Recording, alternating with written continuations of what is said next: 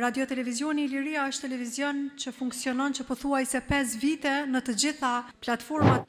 Vajzat dhe nuset e atyne grave, nanave dhe vjehrave që kanë ditë gjithmonë me sakrifiku shumë. Sepse është një muaj ku gjithve na bashkon. Një muaj ku fatkeqësisht sikur të ishte më shumë. Në çdo gjë, në familje, në tërbijet, në edukim, në çdo gjë. Prandaj Allahu subhanahu wa taala thot, sot për ju përsosa fen tuaj. Edhe realisht është shumë interesant se qysh trupi jon adaptohet në gjatë agjërimit, për shkak se pavarësisht që nuk jemi të konsumu ushqim 12, 13, 14 orë. Se si ndikon agjërimi, sidomos në aspektin e shëndetit mendor. Një herë një kohë në Ramazan, një njeriu thonte nga një vend në vendin tjetër.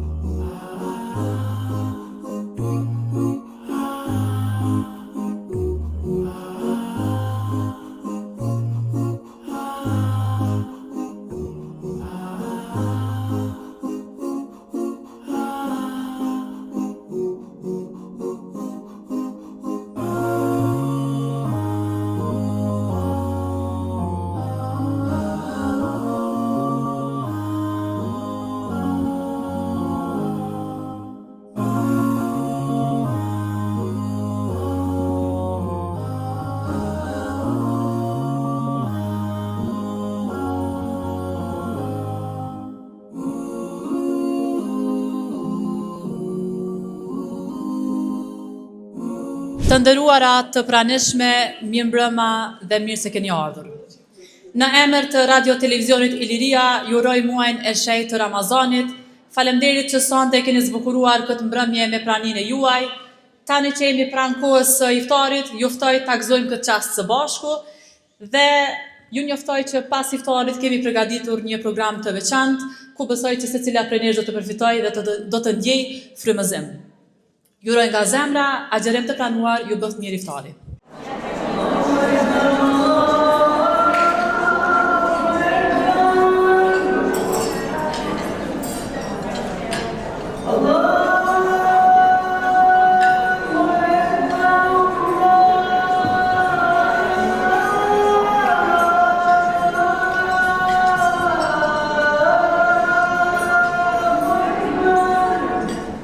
Të dashura zonja, mysafire të nderuara. Me respekt të veçantë përshëndesonte të gjitha zonjat e pranishme, përfaqësuese të politikës, shëndetësisë, arsimit, institucioneve, medias dhe shumë fushave të tjera të cilat me punën dhe përkushtimin e juaj jeni shtyllë e shoqërisë sonë. Sot nuk jemi mbledhur vetëm rreth një tryeze iftari, por rreth një vlere që na bashkon të gjithave, besimit, respektit dhe mirësisë. Muaji Ramazanit është një kujtesë e thellë se njeriu nuk ushqehet vetëm me bukë, por me shpirt, me durim dhe dashuri për njëri tjetrin. Është muaj kur heshtja bëhet lutje, durimi bëhet forcë dhe jeta bëhet dritë. Feja na mëson se vlera e njeriut nuk matet vetëm me tituj, por me zemër dhe dëshmia kësaj jeni ju sot. Sonte kemi nderin të jemi bashkë gra të forta, të mençura dhe të palodhshme. Gra që ndërtojnë familje, institucione dhe shoqëri. Gra që ndërtojnë familje, gra që edhe kur lodhen nuk ndalen, edhe kur sprovohen nuk thyhen, sepse udhhiqen nga qëllimi dhe besimi i tyre. Prandaj le të qëndrojmë bashkë, të mbështesim njëra tjetrën dhe të shndrojmë potencialin tonë në veprim, sepse gratë janë pas çdo suksesi. Le të jetë kjo mbrëmje një moment mirënjohje dhe reflektimi mes nesh. Të dalim nga këto më të lidhura, më të vendosura për të bërë veprat e mira, sepse çdo e mirë që bëjmë për njëri tjetrin është një dritë që e ndezim edhe për shpirtin tonë. Faleminderit për praninë dhe nderin që i dhat kësaj mbrëmje. Në emër të Radio Televizionit Iliria, ju falenderoj përzemërsisht për pjesëmarrjen, ju uroj agjerim të pranuar dhe zemra të mbushura me paqe.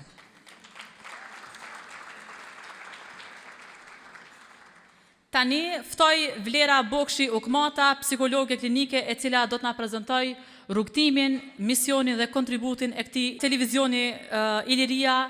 Ta ndjekim Vlerën. Faleminderit. Përshëndetje për të gjitha, faleminderit shumë që jeni sonte këtu me ne. Radio Televizioni Iliria është televizion që funksionon që pothuajse 5 vite në të gjitha platformat kablore dhe digjitale. Gjithashtu gjendet në gjitha rrjetet sociale, YouTube, Facebook, Instagram, TikTok dhe në portalin që e ka RTI.tv. Po munduam ta përshpejtoj pak a shumë prezantimin në mënyrë që t'ju lë hapësirë më shumë panelisteve. RTI përmes emisioneve të saj të larmishme tenton që të zhvilloj përmbajtje edukative dhe nuk tenton asnjëherë senzacionin që dëmton audiencën. RTI flet për njereun, familjen, besimin, përgjegjësinë në shoqëri, sepse ne konsiderojmë që media nuk është vetëm pasqyrë e realitetit, është edhe formësuese e realiteteve tona. RTI tenton çdo ditë që të përcjell vlera të mirëfillta, respekt, dinitet, dialog dhe dije. RTI funksionon jo për të dukur, por për të ndikuar për mirë tek njerëzit. Faleminderit shumë.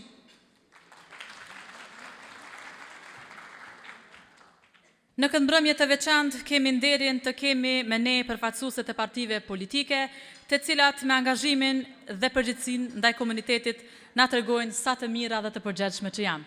E ftoj një përfaqësuese nga radha e televizjes vetëvendosje, një fjalë rasti, nëse ka mundësi, Labinota Ademi Mortezi. Të dashura zonja zonjusha, motra besimtare, selam aleikum për të gjitha. Falënderimi takon Allahu që na mundsoi ta presim edhe një Ramazan dhe inshallah t'i dalim në fund me sa më shumë shpërblime të fituara e me sa më shumë gjunohe të pastruara, inshallah. Gjithmonë kënaqësi me qenë mes grave të zonja, grave të forta, e cilat janë ato janë të gjitha gratë shqiptare, të cilat prioritet të çdo dite të tyre e kanë familjen e tyre, i kanë fëmijët e tyre, i kanë prindrit e tyre, vjehrit e tyre, që mundohen të bëjnë çmos, e ndonjëherë edhe për të mundësive tyre, po e kanë veç një behane, ajo është se në vazhdimsi e lojnë veten në dorën e 3, 4, 5, se të kishë qenë e dyta, mirë kish me qenë, po ja që kështu ne jemi bijat, vajzat edhe nuset e atyne grave, nanave dhe vjehrave që kanë ditë gjithmonë me sakrifiku shumë, po prej tyne ne kemi marrë gjithmonë një shkollë tjetër, përveç atyne profesionale që ne i kemi studiu, i kemi mësu, i kemi përvetësu, ajo është me bo mirë, me majtë shpijen mirë, me majtë në regull, me pas marifet, me prite me përcjell, edhe kjo na bën karakteristike prej shumë vendeve tjera.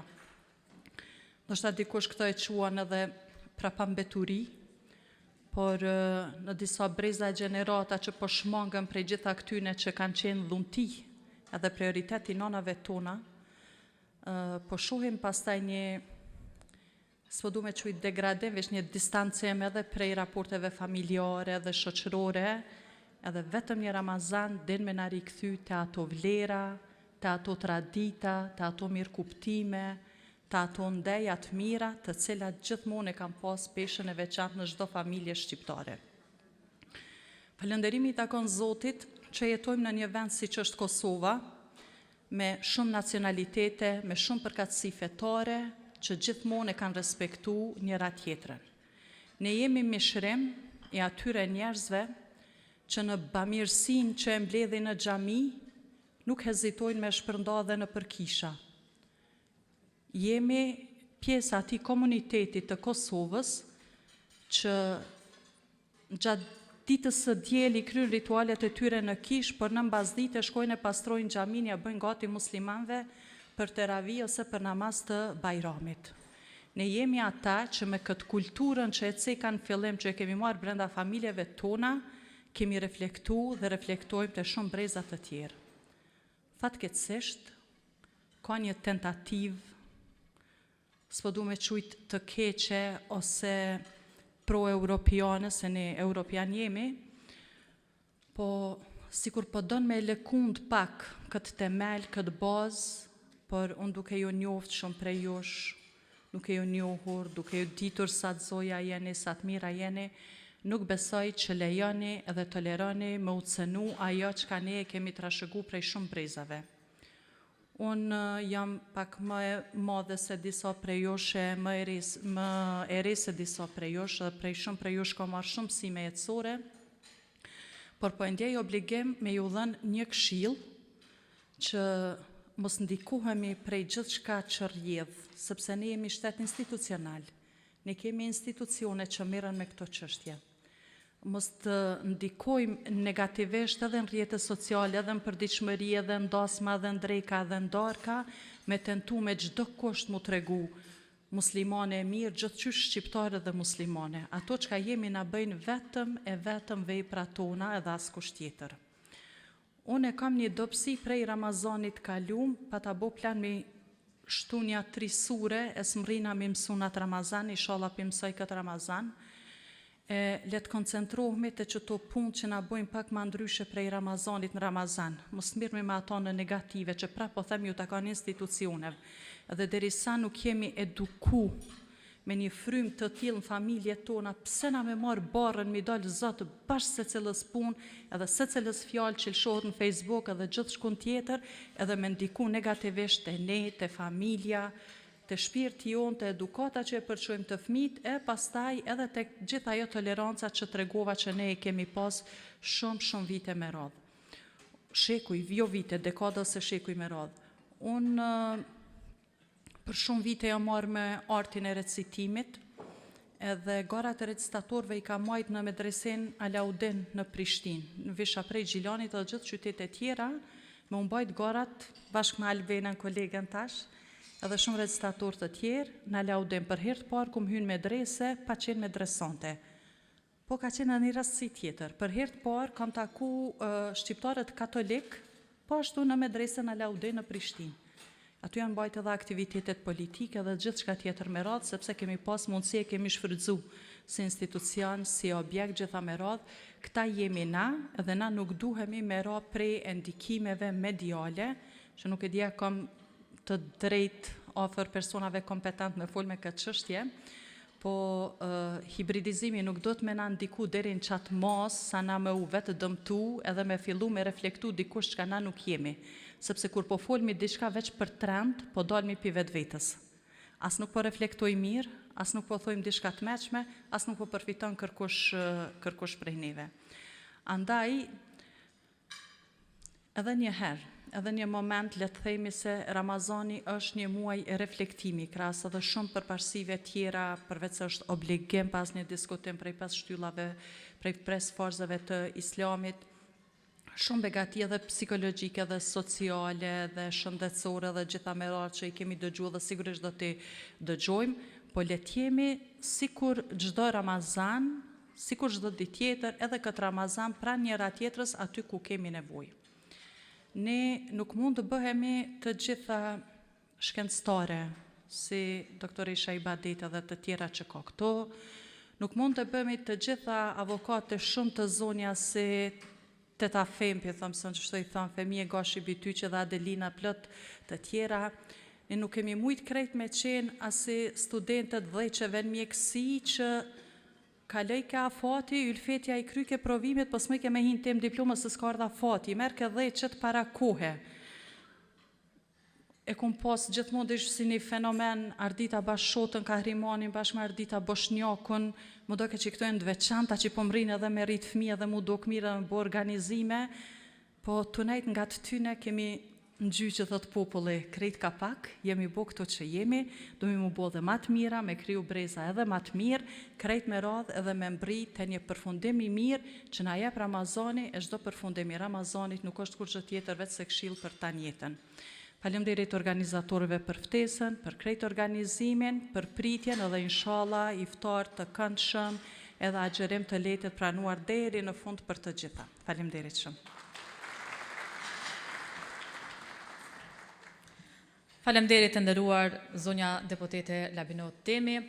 Në vazhdim ftojmë deputeten Sala Ashari nga Partia Demokratike e Kosovës. Të dashura nëna, zonja, zonjusha, motra, është ndere dhe knatësi me qenë këtu bashkë me juve, me ndo një natë kaq të rëndësishme iftari, me këtë rast edhe dua t'ju uroj Ramazanin, këtë muaj të begatshëm, sepse është një muaj ku gjithve na bashkon. Një muaj ku fatkeqësisht sikur të ishte më shumë, sepse familjet tona sikur po largohen kaq shpejt, kaq furishëm nga kjo dinamike madhe e jetës, por është pikërisht ky muaj Ramazanit që i bashkon të gjithë. Edhe ja jep ndjesinë e të qenurit njeri, ndjesinë e të qenurit i lumtur, sepse vetë qenia njerëzore është krijuar asisoj që të qëndrojmë bashkë njëri tjetrit. Është muaj ku del në pa shpirti i pastër njerëzor, urtësia, durime, pastërtia e njerëzve. Për mua është nder dhe kënaqësi me qenë këtu së bashku me juve. Ju falenderoj organizatorëve, Radio Televizionit Iliria. E dëgjova me vëmendje kur zonja e parë tha që ne po krijojmë një agjendë me plot përgjegjësi. Edhe është shumë e rëndësishme që në këtë botë të kalojmë dhe të lëmë gjurmë të mira, gjurmë që brezat të ardhshëm të kenë një model, një shembull se si duhet të udhëheqin me përgjithësi, me dashuri, sepse mbi të gjitha, kur të kthehemi natën e të bim të flem, do të mendojmë gjithmonë për ndjesinë e mirë që ja kemi dhënë njëri tjetrit. Është nder edhe një herë dhe kënaqësi për mua me qenë në mesin e grave të jashtëzakonshme siç jeni ju, me shpresë që ne të tilla do të lulëzojnë gjithmonë në familjet e juaja e do t'ju shohim të lumtur, e krenare me familjet e juaja, shoqëninë tonë që po e ndërtojmë. Kënaqësi, faleminderit shumë. Faleminderit e dashur Sala, faleminderit që gjithmonë Sari bëhet thirrje jasharëve, ata dinë me qenë aty. Edhe njerë faleminderit të dy përfaqësuesve. Tani kam kënaqësinë t'ja fjalën Myrvete Allmates, doktore e tefsirit, e cila do të ndajë me ne reflektime mbi Ramazanin, agjërimin dhe fuqinë shpirtërore që sjell ky muaj i bekuar. Assalamu alaikum wa rahmatullah. Mirë se ju gjej në Kosovën e lirë.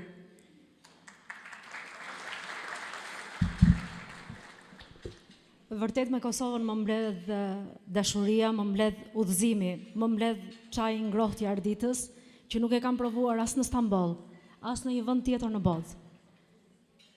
Me Kosovën më mbledh shoqëria ime e bachelorit, e magjistraturës dhe doktoraturës. Madje edhe në Shqipëri po më akuzojnë dhe po më thonë, ti gjithmonë po shkruan Kosova na e kalon, Maqedonia na e kalon. Po vërtet, edhe në këtë iftar na e kaloi, që tek backgroundi e nashidve, që tek backgroundi i ilahive, ne nuk kemi. Tos këtam po këndojnë gegnisht ashti, deshëm apo s'deshëm. Në Berat në një simpozium që kishim, ishte qesharake, por nga ana tjetër, po i thosha shoqeve të mia, shikojini pak gocat e juaja, Berata se si këndojnë këngët e Adem Ramadanit. A nuk keni qef që t'i mësoni pak të marrin nga ky entuziazëm, nga kjo lakmi që po kanë për shpërndarjen e fjalës Islamit me ilahi, me art e tjerë? Ndoshta vitin tjetër do këndojmë edhe ne Toskët dhe Shqipëria Mesme Kështu si po këngojni ju dhe me thënë gegët, insha Allahu Teala. Kosova është dashni, si që ju thash, dhe për çlirimin e kësaj Kosove, jo më larg se para 2 vjetësh, isha në varrimin e nënës së shoqes time, dhe doktor Shefqet Krasni që e përmendi, tha nga duart e kësaj gruaje kanë kaluar kaq ushtar. Kanë ngrënë, kanë pirë, janë larë rrobat dhe janë bërë të gjitha shërbimet vetëm në duart e një gruaje të moshuar. Prandaj gruaja ka vërtet një peshë shumë të madhe në shoqëri.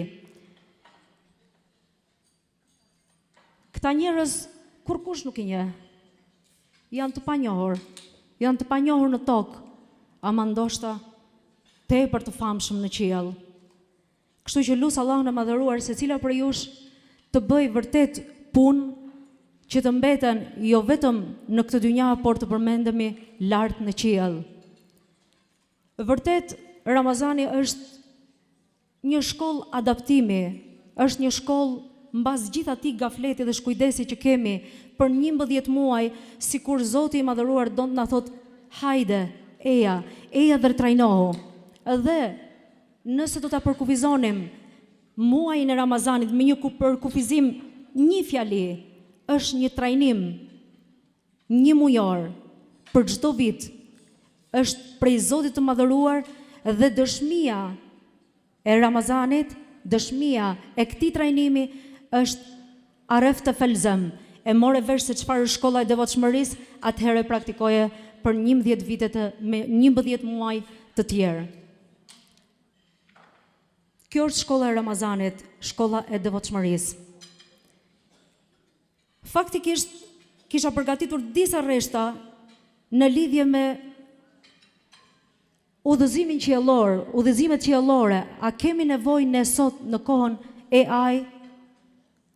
Dikush po thot atomi është shpërthye, njerëzit kanë arritur në fund të detrave, kanë arritur në hapësirë, madje po planifikojnë tashti në hënë se të prenotojnë toka në hënë për hoteleri e për të jetuar pjesën e mbetur të jetës, sikurse Michael Jackson. Edhe tani po flasim për Ramazan, po flasim për udhëzime qiellore, Muhamedi alayhis salam, Kur'ani etj. A nuk duket pak kontradiktore? Do me thënë qiell dhe tokë mund të bashkohen me njëra tjetrën? Robotizmi ka arritur deri aty sa që ka për të na marrë gjithë punët tona, punët e përkthyesve, profesorëve etj. Nuk kanë për të na lënë gjë. Pra në këtë çmenduri zbulimesh, a kemi nevojë për udhëzime qiellore? Po vërtet kemi nevojë. Pse? Kush është arsyeja? Arsyeja është tepër e thjeshtë. Nëse do t'i hedhim një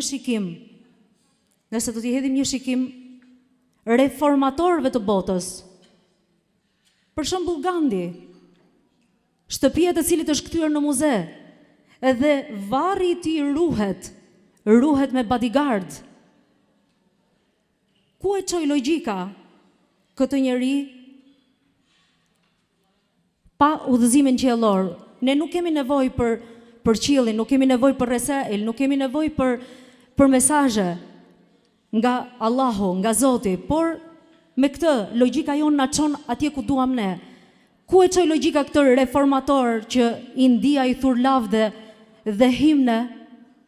Gandhi arriti deri aty sa që thoshte, unë adhuroj lopën, madje nënën time nuk e kam në konsiderat si kur se kam nënën lopë, sepse ajo më dha 9 muaj qumësht, ndërsa kjo po më jep për gjithë jetën.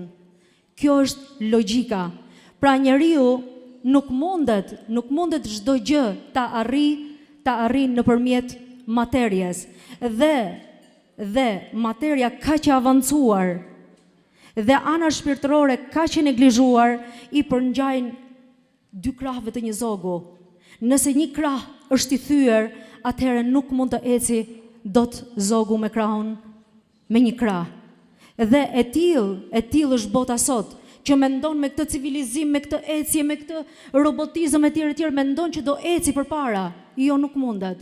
Wallahi nuk mundet. Pa anën shpirtërore asesi nuk mundet. Pse? Sepse ne po e shohim ngjarjet e fundit të vipave që kaluan deri në përdhunime, në kanibalizëm. A nuk janë dëshmi e qartë se ku mund të shkojë kjo botë pa udhërrëfim qiellor?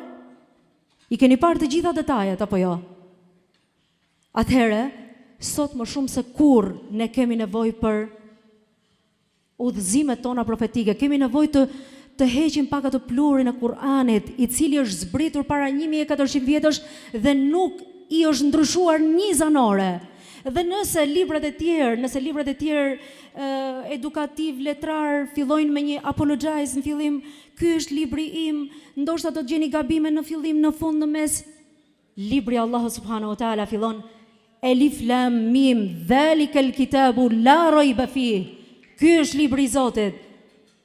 Nuk ka dyshim në të. Pra, Allahu subhanahu wa taala është ai i cili ka garantuar këtë fe 1400 vjet i pandryshuar. Shikojini pak librat e tjerë të cilat presupozohen që janë qiellor. Dhe nëse do të shohim pastaj pjesët e tjera të jetës një personi i cili don të jetoj sipas udhërrëfimit islam, atëherë ti do të fillosh jetën me bismillah, do të thritet në ezan, bebi të vogël i thritet eshhedu an la ilaha illallah, dhe kur të vdesi i thuhet laqinu mautakum ash-shahada. Atëherë thot edhe të vdekurve tuaj thoni shahadetin para se të japin lam të mirëm kësaj bote.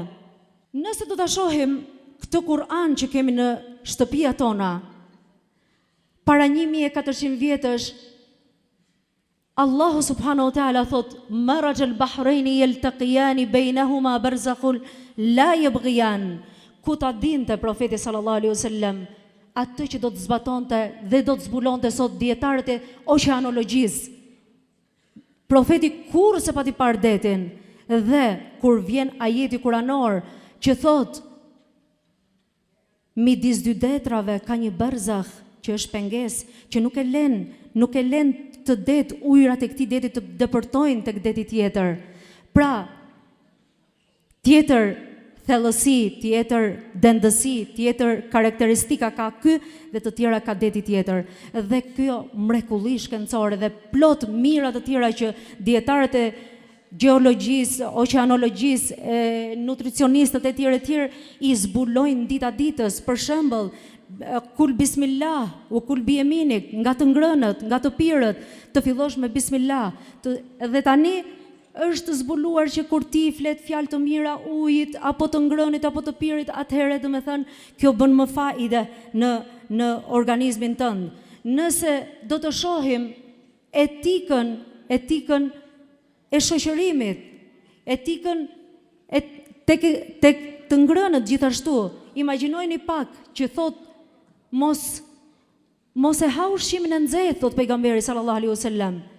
Imagjinojeni pak sot ta thon doktorët që nëse ti e han ushqimin e nxehtë, mira që lizat të gjuhës tënde kanë për të ngordhur dhe duhet kaq kohë që të ripërtërihet. Ku ti dinte pejgamberi jon sallallahu alaihi wasallam të gjitha këto detaje. Vetëm se kjo dëshmon shumë mirë që ai ishte i dërguari i Zotit, dhe Islami është një burim romanticizmi. Nëse do të shohim pejgamberin ton sallallahu alaihi wasallam, e merr gruan e tij dhe ka ato habeshin të vegjël, njerëzit nga Etiopia, disa robër të cilët loznin me heshta. Dhe profeti sallallahu alaihi wasallam e kishte të ngjitur faqen e tij me faqen e Aishas radhiyallahu anha.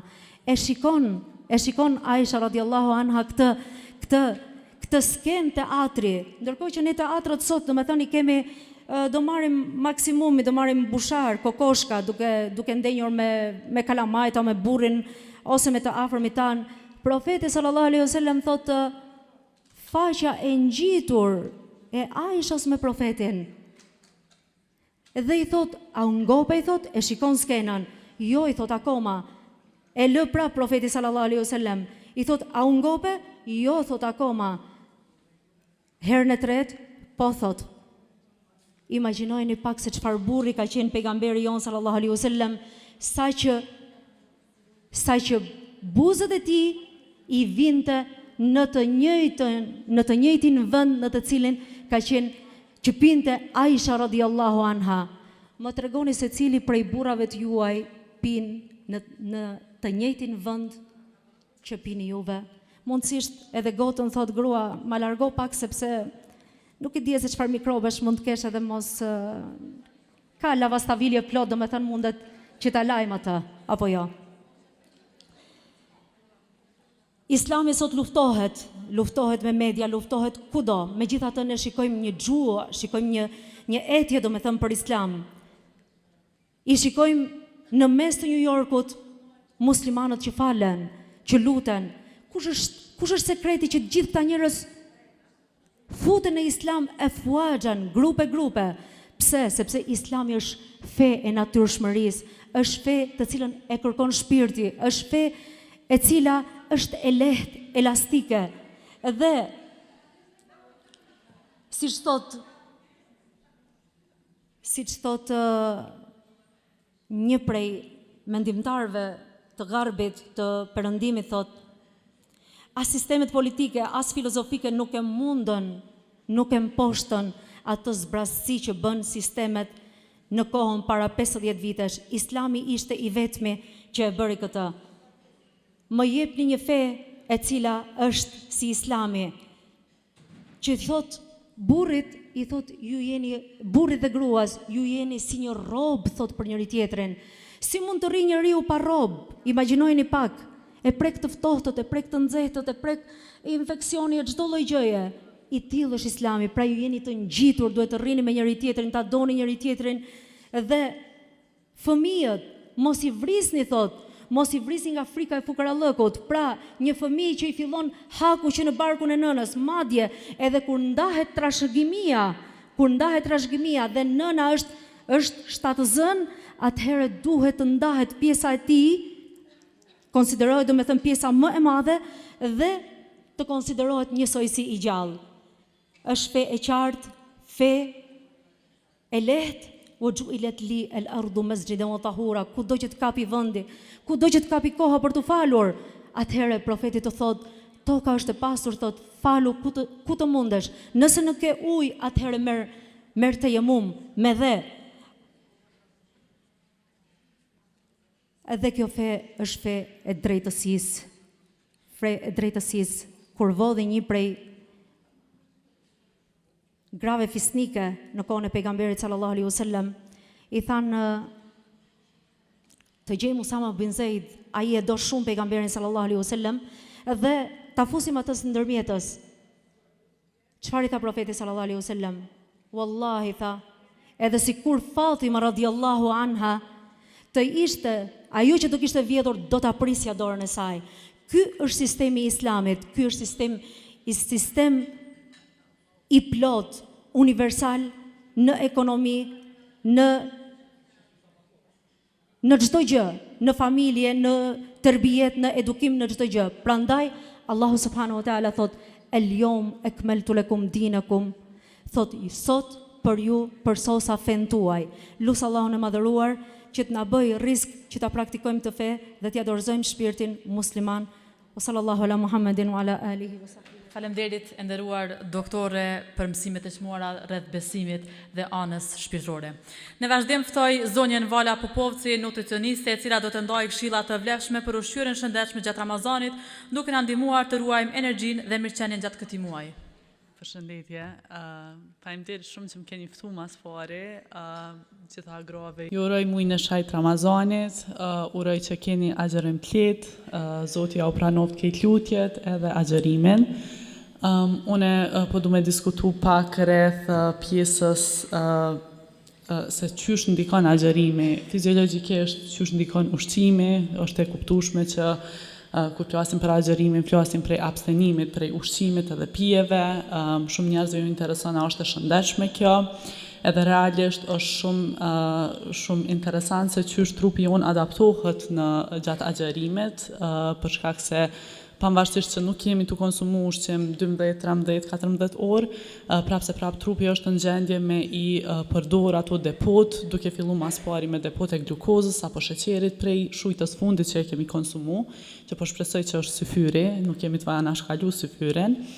Mandej fillon duke i përdor depot e glikogenit që i kemi në muskuj, i kemi në mëlqi, edhe gadal fillon edhe i përdor depot e yndyrës. Do me thonë fillon me e shfrytzu yndyrën për energji, gjë që është shumë e mirë për shkak se ndikon pozitivisht në shëndetin ton. Tashmë dihet edhe prej studimeve shkencore që agjerimi jep benefite të shumta shëndetësore, duke fillu prej faktit që kuptohet nëse varsisht se çka hajmë gjatë kohës kur nuk kemi duke agjeru ose jemi të konsumu ushqim, mundet me ndihmu në humbje të peshës, që është shumë e rëndësishme për njerëzit që kanë probleme me mbi peshën, mundet me ndihmu në përmirësimin e nivelit sheqerit gjak, yndyrnave, pa ajo çka është hulumtu mas shumti është që agjerimi ose mos konsumimi i ushqimit për paktën 12 orë ndihmon në rikuperimin edhe riciklimin e qelizave tona, gjë që ndihmon parandalimin e problemeve të shumta shëndetësore, sidomos aty në problemeve kronike siç janë nivelet e larta sheqerit gjak ose diabeti, problemet me zemrën, madje edhe problemet me kancerin. Po shumë e rëndësishme se qysh e bojmë agjerimin, muj me i përmend disa prej gabimeve, po e them kështu më shpeshta që shumica e njerëzve i bojnë, është që e anashkalojnë syfyrin. Edhe kjo është diçka që nuk preferohet, pavarësisht që nuk kemi urinë në orët e hershme të mëngjesit, në orën 4-5, kjo është shumë e natyrshme, sepse ashtu funksionon ora trupore, që nuk jemi shumë të programuar me konsumu sasi të mëdha të ushqimit gjatë kësaj kohe, jemi të programuar me pushu, me flejt, kështu që është e kuptueshme që nuk kemi uri të njëjtën kohë dhe hormoni i urisë nuk është shumë i rritur gjatë kësaj kohe.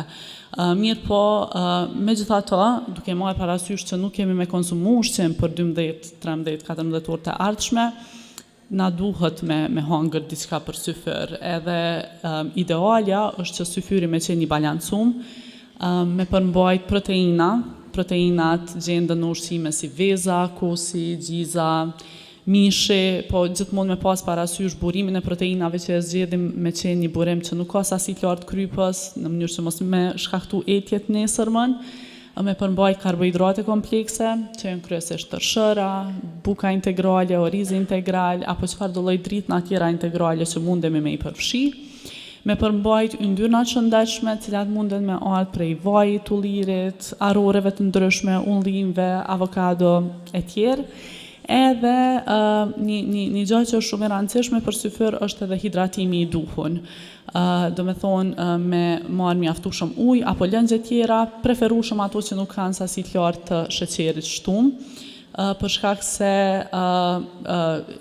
është ideja që me u hidratu në mënyrë që mos me pas probleme me etjen të nesërmën, mirë po edhe personat që janë të hidratu mjaftueshëm kanë tendencë me menaxhu pak më mirë këtë pjesën e dhimbjes të kokës ose problemeve me koncentrimin ose përqendrimin, edhe me menaxhu edhe më mirë urinë, sidomos nëse janë ato e konsumu një syfyr të balancuar.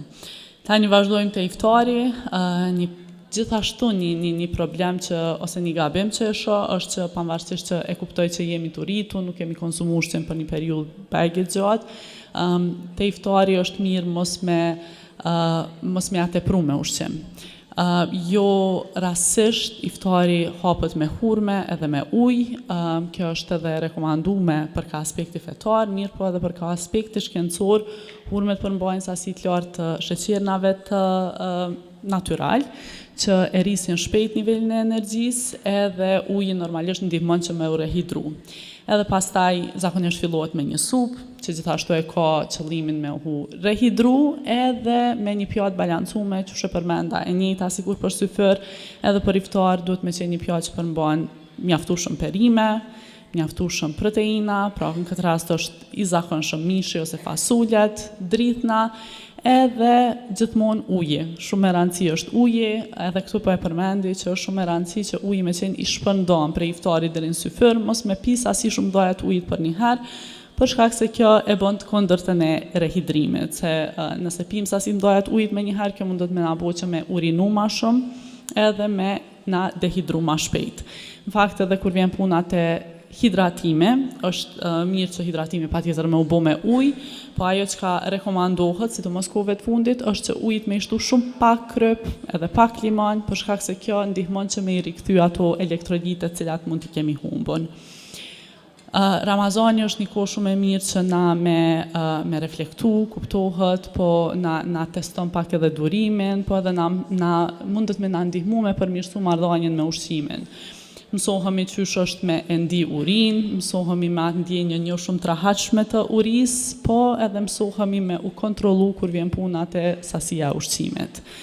Ajo që kisha me thonë për fund është që me u mundu që Ramazanin mos me qenë një muaj i ekstremeve, pra me u mundu as mos me kufizu shumë ushqim, po as mos me atepru me ushqim, me mbajt atë parimin për cilën realisht Ramazani bëhet që tregon për vetë disiplinën, për durimin që e kemi, me mbajt edhe të ushqimi në mënyrë që me na ndihmu me i arrit ato qëllimet shpirtnore që i kemi, po gjithmonë tu i bëhe edhe mirë vetës edhe për ka aspekti ushqimor.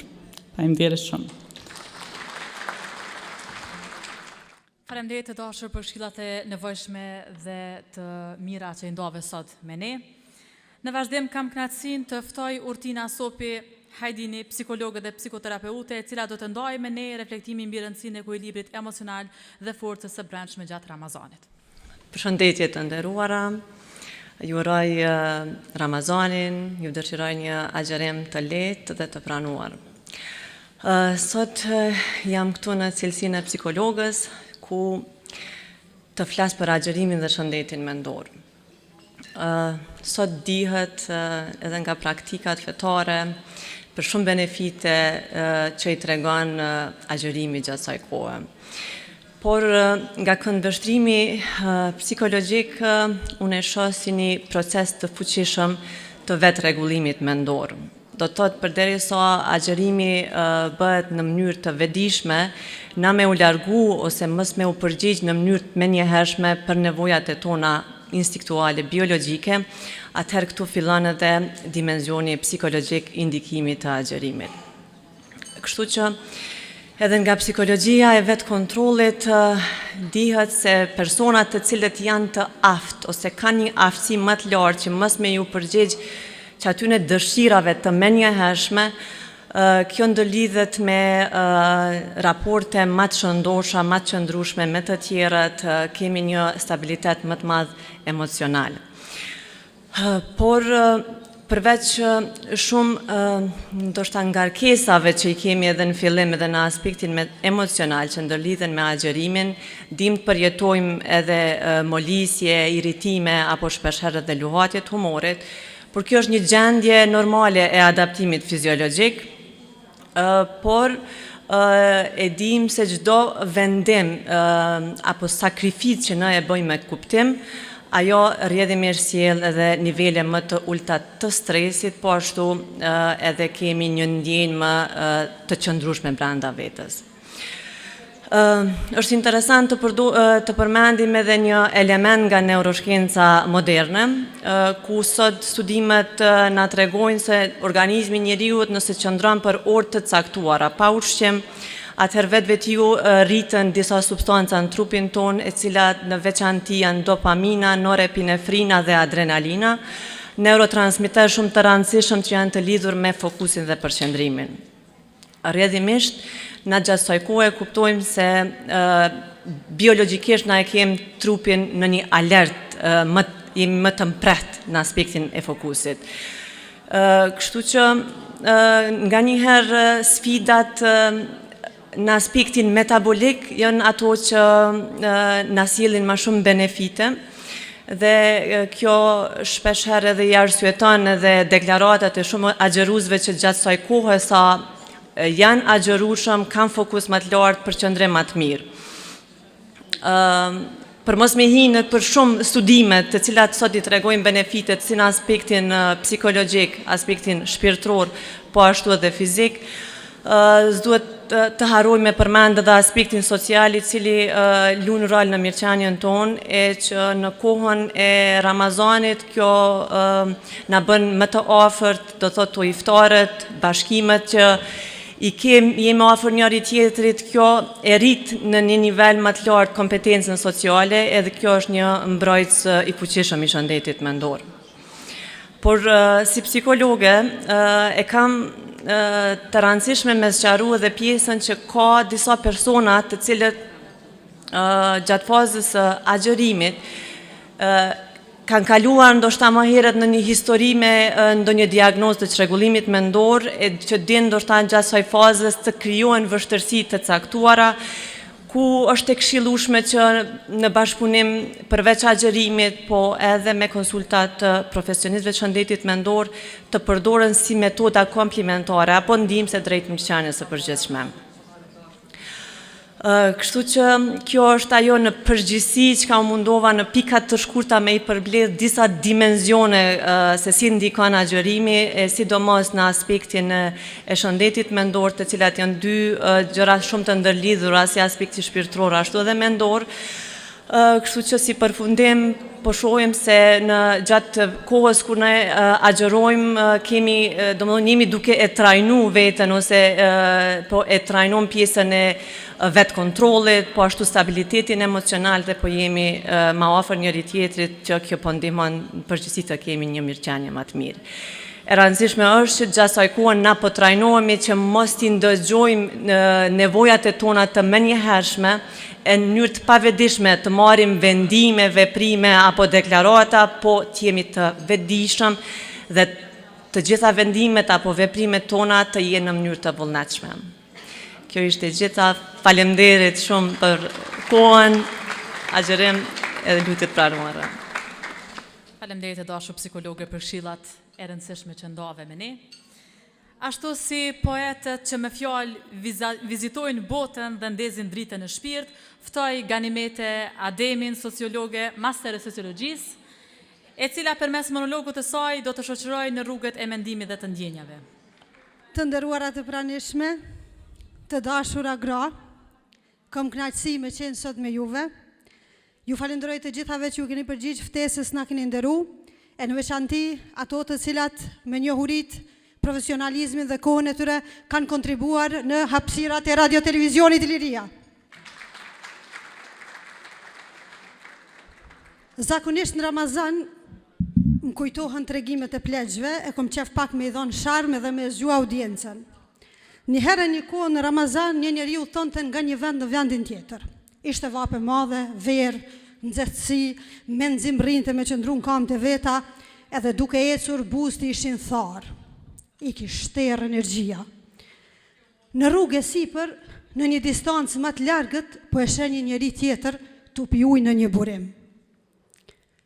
Befasohet, vetë jetor, I shtjerën, peshe dikon tupi ujë, vape madhe për jafrot, o mos pe ujë e prish e agjerimin, nalu bre tha se shka jam, tha hej lumit te. Pse përmenda këtë regim, sepse verzioni I këtij protagonisti para 20 vjetë kam qenë edhe unë. E nuk kam pas mundësi me agjeru as edhe një ditë të vetme si pasojë e mungesës së njohurive të mia rreth madhështisë së fesë që I takoja edhe vlerës e peshës së Zotit tem. Kështu që nuk është rastësi që urdhri I parë në Kur'an nuk është agjëra ose falo, por është lexo në emrin e Zotit tënd. Prandaj, pa lexu, pa studiu, nuk mund ta kuptoj njeriu peshën, vlerën edhe rëndësinë që ka feja e tij e përpasoj do të lakmoj në fenë e dikujt tjetër, qashtu që jam kanë viktim one. Do të interpretoj monologun Shpirti që I dedikohet pikërisht rrugtimit tim deri te gjetja e së vërtetës. Monolog që e du shumë, e kom thurë para ma shumë se 20 vjetë, e që jove që nuk kom zemër mja ndru ndë një bashkëtingëllore, po besonëm që nuk muj mja ashtu asë dhe një zanore. I jetur për qetësi shpirti fluturante. Në çdo skaj të horizontit kërkon të shpëtimin, pa më shirëshëm zbrapse I nga vetë shtigjet. Edhe yjet shikonin dhimshëm shpirtin e lodhur, nuk ishte fosh do të më. tash ishte dorëzuar. Çdo rrugë ishte e gjatë e duke i shpresdhënëse. Por fundi për herë tabula rasa. Shpirtin e kishte kapluar frika, frikë nga vetjeta, nga sa jo nuk ishte kuptim. Istru kur diku në qoshe krijese dërmuar, derisa realiteti fshihej fare pranë. Po, shumë afër bile, në njën nga dollapët e harruara të kasollës së errët. Një erë e lehtë fryen dhe fillon beteja. Nga rafti i plunosun me vite nxirret një thesar. E kush e ka imagjinuar të tillë? Me trishtim dhe ironi hapën në fletët e thesarit nga duart e varfra. Dhe shpirti i lodhur nga kotësia ngopët nga vetëm një varg. E vërteta është nga Zoti juaj. Shpirti tronditur syve dot nuk u beson dhe prap fillon të kërkoj i parreshtur në lumin e pashtjerur të thesarit të quajtur Kur'an. Por shpirti të kurrët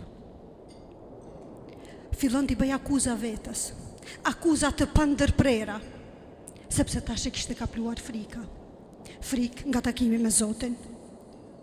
Po sërish nyjet zgjidheshin nga povargjet e thesarit. E nëse ata pendohen,